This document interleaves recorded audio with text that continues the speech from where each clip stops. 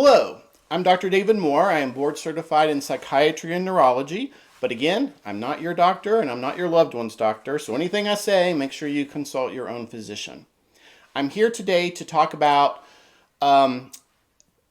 what happens when your loved one has said what they want as their final wishes, but you disagree. Let me give an example. So let's say your mom or your dad has said, I want everything done. I do not want to become a DNR. DNR stands for do not resuscitate.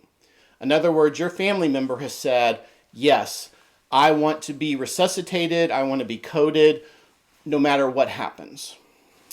But then, as they get older and the time comes, you, as the family member, realize that the quality or even quantity of their life is just not what they thought it was, and you disagree with what perhaps your mom or daughter or your spouse wanted.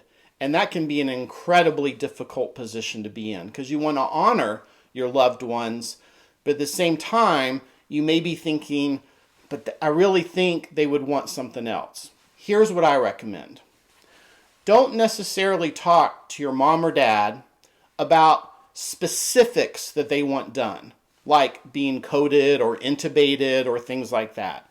Instead, talk to them more about what they would want done in general situations. For example, perhaps your loved one might say, well, I want everything done, but if there's no chance I'm going to get up and walk again, then never mind. Or I want everything done, but if I'm going to have to live the rest of my life on a bed in a nursing home, then I don't want that. I would talk more about what they really want to have happen and expectations of what they want their life to be.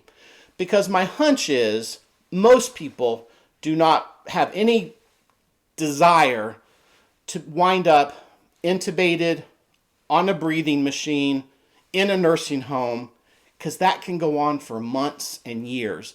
People don't want to think about that. People don't want to think that that's what could happen to them or their loved one.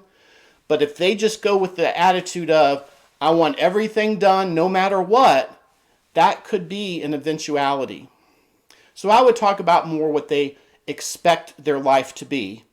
And then if at some point their life can't be that way anymore, then you, perhaps as the decision maker, would know when to make your loved one a DNR, do not resuscitate, or keep them as someone who's going to get full medical attention no matter what.